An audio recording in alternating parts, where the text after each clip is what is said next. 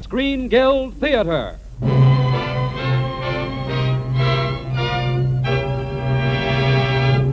The one place where you meet all your favorite stars.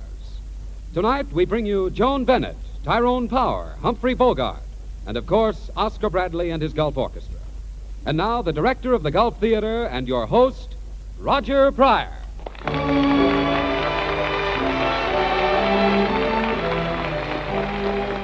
Good evening, everyone. Tonight I've taken advantage of my job as director of the Gulf Theater to bring you one of my favorite plays, Robert Sherwood's The Petrified Forest. 4 years ago, it played to packed houses on Broadway. And it was 4 years ago that Joan Bennett was making her first big hit in Private Worlds. Tyrone Power was an unknown youngster taking his first screen test in New York, and Humphrey Bogart was on Broadway. An outstanding success in the very play we're doing tonight. If you listen closely to tonight's play, you'll hear the same warning that audiences crowding into a New York theater heard 4 years ago. A warning of what has since happened to the world. When the author of that play, Robert Sherwood, the celebrated American dramatist, heard that we wanted to do The Petrified Forest here in the Gulf Theater, he gave us permission to present the play without cost, because he knows that the Gulf Theater is really the star's own theater. He knows that every cent that Gulf would ordinarily give to the stars who appear here is given instead to help meet the needs of the Motion Picture Relief Fund and to build a home for the less fortunate members of the industry. And now, on with the play. Lights! Music! Curtain!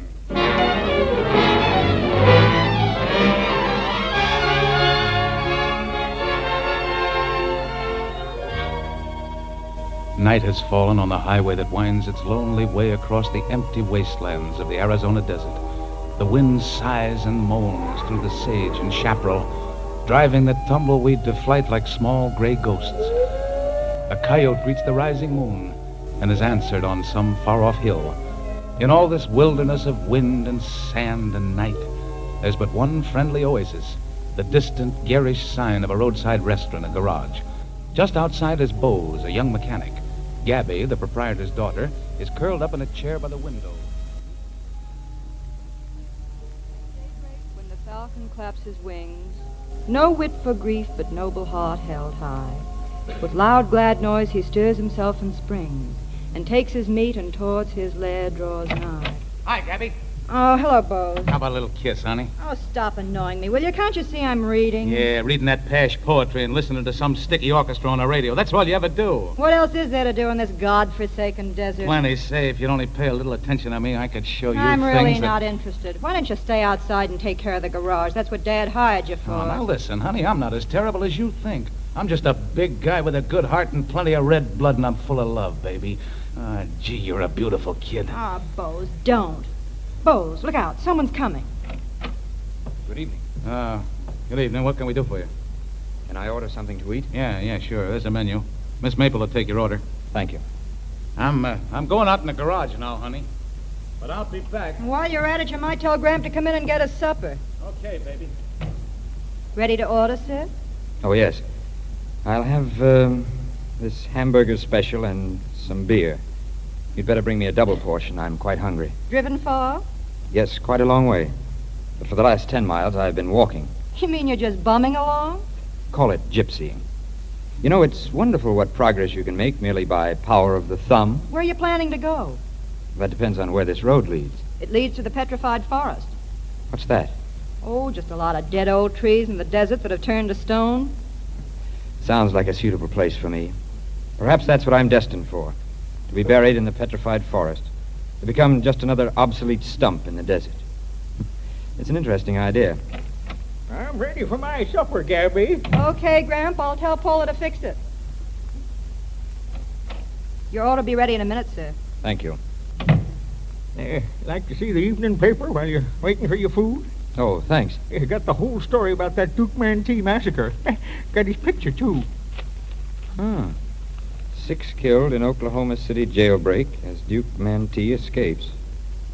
Did he do all that? Yeah. Folks in town say he's headed this way, but I don't believe it. He's probably got over the Mexican border long ago. He doesn't look like a gangster, does he? He ain't no gangster. He's a real old-time desperado. Our gangsters is foreigners. Mantee's an American. He's a real killer, too. I can tell. I knowed plenty of them in my day. Yes, sir. I come down into this desert 56 years ago, and believe me, my friend, things was different then. Yes, sir. Here you are, sir. Double hamburger special. Your supper's ready, Gramp. I'm ready for it. Well, I hope you enjoy your victuals, sir. Oh, thank you, sir. I hope you enjoy yours, sir. Yes, sir. Thank you, sir. Well, that's a charming old gentleman. Your grandfather? Yes. Say, you are hungry, aren't you? Well, you can go just so long without food, you know. Luck been bad? Yes. What do you do? Do? Yes, for a living. Oh, nothing. That is, nothing just now. I have been at times a writer. Thinking of trying your luck in Hollywood? No. I'm afraid I'm neither good nor active enough a writer for that. But I suppose you hope to get into the movies? Me? Oh, no. But I thought every beautiful girl had her heart set on Hollywood. Oh, that's just it. It's too common. I want to go to Bourges. Where? Bourges in France. That's where my mother lives.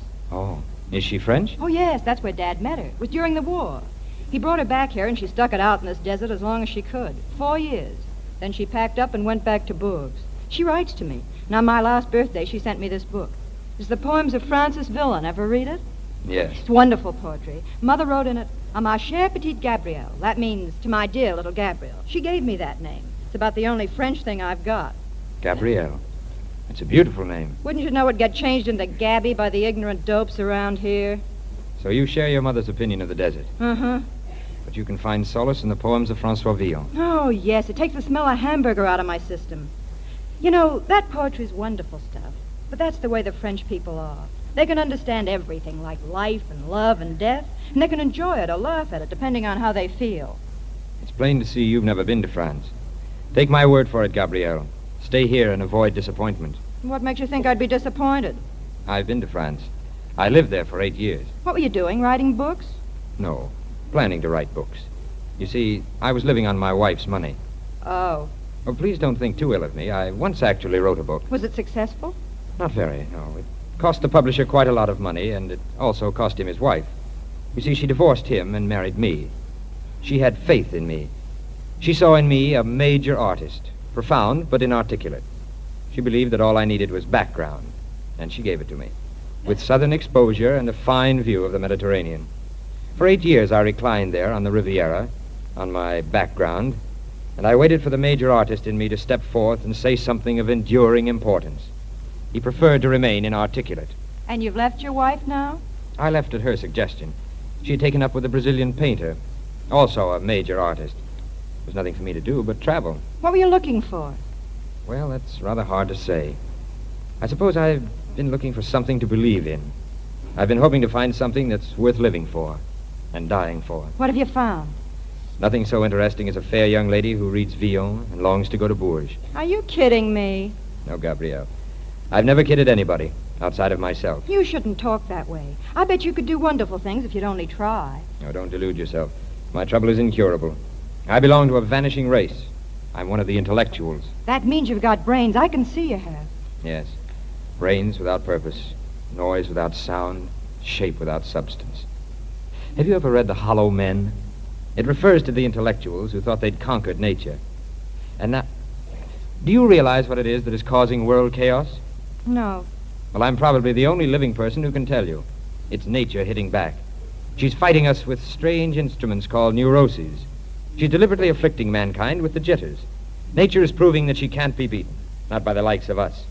She's taking the world away from the intellectuals and giving it back to the apes. Huh? Forgive me, Gabrielle, but I just can't tell you what a luxury it is to have someone to talk to. Incidentally, this beer is excellent. It's made in Phoenix. You know, you talk like an awful fool. I know it. No wonder your wife kicked you out. And no wonder she fell for you in the first place. That sounds alarmingly like a compliment. It is a compliment. What'd you say your name was? Alan Squire. I've been calling you Gabrielle, so You know, Alan, there's something about you that's very appealing. Appealing? Yes, that's been my downfall. I was just thinking, I'd like to go to France with you. Oh, no, Gabrielle. No, I could never retrace my footsteps. You mean you haven't enough money? Even that is an understatement. Oh, don't worry about that. I've got plenty of money coming to me. Gramp has $22,000 sold it away in Liberty bonds, and it's all willed to me. I guess we could travel pretty far on that, couldn't we? Too far. We could go to France, and you'd show me everything. all the cathedrals and the art, and explain everything. Of course, we'd have to wait maybe years. But, well, I could have Bose fired and give you the job tending the garage. That's a startling proposal, Gabrielle. I hadn't expected to receive anything like that in this desert. Wouldn't you like to be loved by me, Alan? Yes, Gabrielle. I should like to be loved by you. You think I'm attractive? There are better words than that for what you are. Then why don't we at least make a start at you? Haven't got anything else to do. No, that's just it. You couldn't live very long with a man who had nothing else to do but worship you. That's a dull kind of love, Gabrielle. It's the kind of love that makes people old too soon. But I thank you for the suggestion. And now I think I'd better go. Well, I can't stop you. No, Gabrielle, you can't. But you can do me one great favor before I go. Would you mind very much if I kissed you goodbye? No, I wouldn't mind. You'd understand that it would be nothing more I'd than... understand. It'd be just a kiss. That's all. That's absolutely all. Aha! That's what's been going on in here, necking, huh? I've been watching you through the window. No, lay off him, Bose. Just because she's sweet, you thought you could get fresh, huh? Well, I got a good mind to take Bose, there's a car. Oh, well, lucky thing for you, mister. Come on, pay your check and get out. Well, that brings us to another embarrassment. I haven't any money. No money? Well, of all the nerve.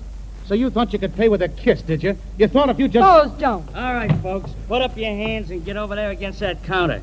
Come on, be quick about it. This guy here means business. He's Duke Mantee, a world-famous killer, and he's hungry. Who's in there? Well, only one old man and... My grandfather's in there, and Paul are the cooks in the kitchen. Bring him in, Jackie. Okay, Duke. Now, it's like this, folks. Me and the boys are going to park in here for a couple hours. The cops ain't likely to catch up with us tonight, so we can all be quiet and peaceable and have a few beers together and listen to the music and not make any wrong moves. Because I may as well tell you folks that old Jackie there with a machine gun, he's feeling pretty nervous and jumpy, and he's got the itch between his fingers. So let's everybody stay where they are.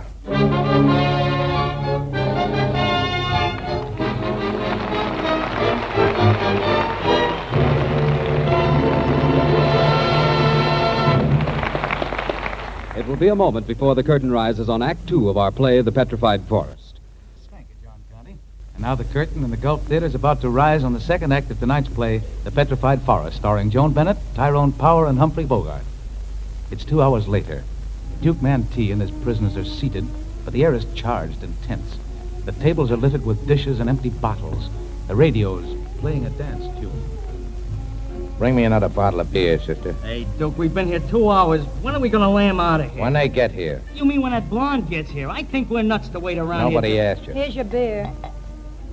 Thanks, sister. Anybody else want a drink? I think I'm about ready for another one, Gabrielle, if I may. Listen, panhandler, who told you you could call her by her first name? Shut up, Bose. You think you own her just because she kissed you, huh? Well, let me tell you something, wise guy. She's pretty generous with her kisses. What do you think she was doing in my arms when you walked in, huh? Bose, that's a lie and you know Oh, it. you mustn't blame Bose for anything he says tonight, Gabrielle. He's under a terrific tension, just like the rest of us. Oh, the low, dirty, Oh, rotten... I didn't mean it, honey. I'm sorry. They got me absolutely crazy mad with those shotguns and machine guns staring me in the face. That's all it is, Gabrielle. You'd better have a drink, old man. I love you, Gabby. I love you, sweetheart. If I thought I'd done or said anything to hurt you, I'd go over and hang one on those dirty yellow rats. What was that, pal? Another crack like No, that? I'd be a little more tactful, Bose. Remember, these gentlemen here are your guests. Oh, honey, it doesn't make any difference to you what I'm trying to tell you. You don't know what it's like to be really crazy about somebody. I know better than you think. Well, how could you? Say, who were you ever crazy about? It's none of your business. But if you've got to know, it's him. What? You mean that panhandler? Did you ever see him before? No, but that doesn't matter. I love him.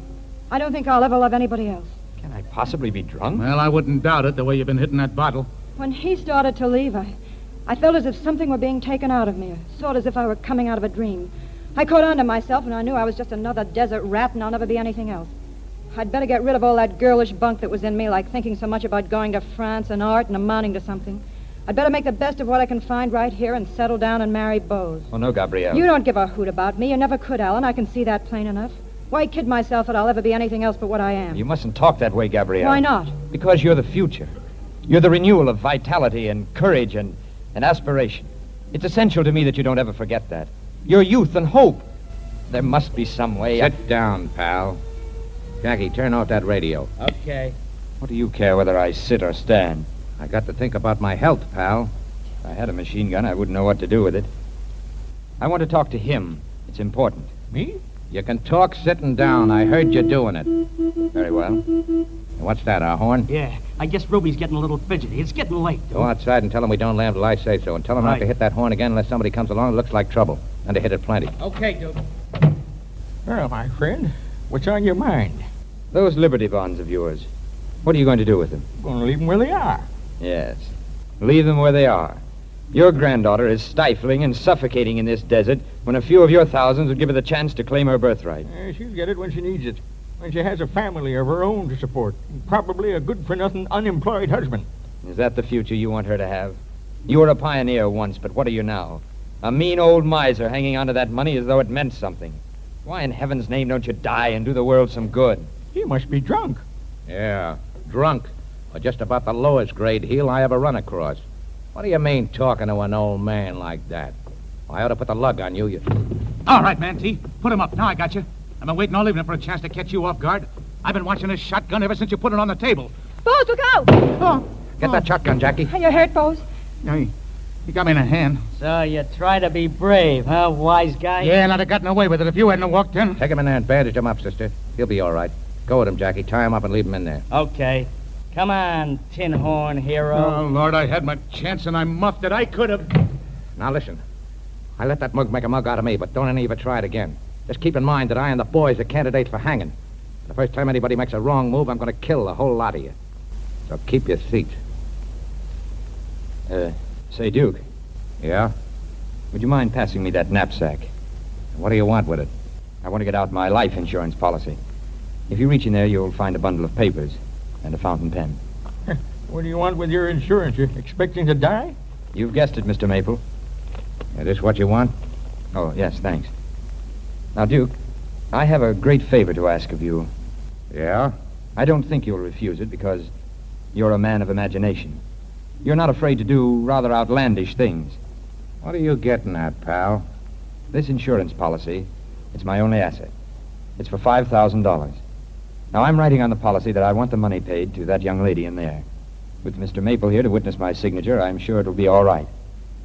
Now, what's all that got to do with me? Just this, Duke. After I've signed, I wish... Well, I'd be much obliged if you'd just kill me. Why, Jiminy, he is drunk. Sure. And having a fine time showing off. Of course I'm showing off. I'm trying to outdo Bose in gallantry. But can't you see that I mean it? I'm in love with her, and I want to show her that I believe in her. How else can I do it? Living, I'm worth nothing to her. Dead, I can buy her the tallest cathedrals and golden vineyards and dancing in the streets. One well-directed bullet will accomplish all that. And will gain a measure of reflected glory for him who fired it and him who stopped it. Will you do it, Duke? I'll be glad to. Just let me know when you want to be killed. Well, pick your own moment, Duke. Say, just before you leave. I'd like to tell you just one thing, my friend. What is that, Mr. Maple? There ain't a woman alive or ever did live that's worth $5,000. And let me tell you one thing. You're a forgetful old fool. Any woman is worth anything that any man has to give. Anguish, ecstasy, faith, jealousy, love, hatred, life, or death. Don't you see? That's the excuse for our existence. It's what makes the whole thing possible and tolerable. And there's a man who agrees with me. Don't you, Duke? I couldn't say, pal. I wasn't listening. Then permit me to speak for you. He could have been over the border long ago and safe, but he prefers to stay here and risk his life. And you know why? Why? Because he has a rendezvous here with a girl. Isn't that true, Duke? Yes, pal, that's it. I guess we're all a lot of saps, but I wouldn't be surprised if you was the champion. Did you think I was kidding when I said I'd be glad to knock you off? I hope that neither of us was kidding. You know, you gave me the idea, Duke, when you called me a low-grade heel. I take it back. You're all right, pal. You got good ideas. I'll try to fix it so it won't hurt. You're all right, too, Duke. I'd like to meet you again someday. Maybe it'll be soon. Then you'd better come with me, Duke. I'm planning to be buried in the Petrified Forest. I've been evolving a theory about that would interest you. It's the graveyard of the civilization that's been shot from under us. It's the world of outmoded ideas. There are all so many dead stumps in the desert. That's where I belong. And so do you, Duke. For you're the last great apostle of rugged individualism, aren't you? I wouldn't know, pal. Oh, How's Bose, Gabrielle? He'll be all right. You tie him up, Jackie? Yeah. Say, Duke, something must have happened to him. Maybe they picked Doris up. It's after 10 o'clock. We'll give him a few more minutes. A few more minutes. I must talk to you, Gabrielle. You can wait until after they're gone. No, I can't wait. I have to tell you now that I love you. I tell you that solemnly and with all the heart that's left in me. Hey, Duke, are we waiting just to listen to this? Shut up. You've got to believe it, Gabrielle. And you've got to remember it. Because you see, you're my only chance of survival. You'll remember a line in Villon that fits that. Something about, thus in your field, my seed of harvestry will thrive. I've provided barren soil for that seed. But you'll give it fertility and growth and fruition. And after I'm gone... Alan. Hey, get back there. Leave him alone. Alan, if you're going away, I'm going with you, wherever it is. Hey, Duke, it's the cops. 3 cars full of them. Maybe Doris squealed. I knew that dame would get us into trouble. Now will you lamb out of here while we still got a chance? Ruby, get back to that car and get that motor running. Take that Tommy gun, get over by that window, Jackie. Switch Right. out those lights, sister. Now, down on the floor, everybody. Come on fast. Close together in the middle. All right, Jackie, let him have it. Okay. Show me them pans. Oh, it's an inspiring moment, isn't it, Gabrielle? The United States of America versus Duke Mantee. It almost restores in me the will to live and love and conquer. Getting any of them, Duke? No, but we're forcing them over toward the shadow of that mesa on the other side of the house. They're only cover. Once we get enough of them over there, we'll lamb. Alan, when you get to France, what do you see first? Customs officers, But what's the first real sight you see? the fields and forests of Normandy, and then What, Alan? the fields and forests of Normandy, and then Paris. Keep it up, Jackie. We got him moving over. Paris. That's the most marvelous place in the world for love, isn't it? All places are marvelous, Even here. especially here, my darling. Alan, will you please kiss me? Okay, Jackie, we're pulling out. Good. Now, listen, folks, we've had a pleasant evening here, and I'd hate to spoil it with any killing at the finish. So you better stay right where you are for a while. Oh, wait a minute, Duke. You're not forgetting me. Alan, keep down. Duke! Get out of that doorway, pal. Alan! Duke, you promised. Do you still want it? And it's no matter whether I want it or not, you've got to. Okay, pal. Ah! I'll be seeing you soon. Holy mackerel, he meant it. Alan! Graham, go get Bose. He knows about first aid. It's all right, Gabrielle. It doesn't hurt. It'll be over in a minute. No, Alan, no. Bose, Graham, somebody, come here quick. I had to come all this way to find a reason. Oh, if people only had enough nerve, they'd always find. Alan, Always find. what, Alan? What did you say? Alan! Oh. No, don't worry, Alan. I'm not going to be a crybaby about it. I know you died happy. Didn't you, Alan? Didn't you? Gabby. Gabby. Are you all right, honey? He's dead. Sure he is. Mantee couldn't have missed twice. We'll bury him out there in the petrified forest. That's what he wanted. Yes, by Godfrey, he said so. You know, Bose, the funny thing about him... he Thus said in that your God- field, my seed of harvestry will thrive. For the fruit is like me, that I set store by. Yes, sir, he was the darndest fella I ever did see. Couldn't make him out. God bids me tend it with good husbandry. This is the end for which we twain are met.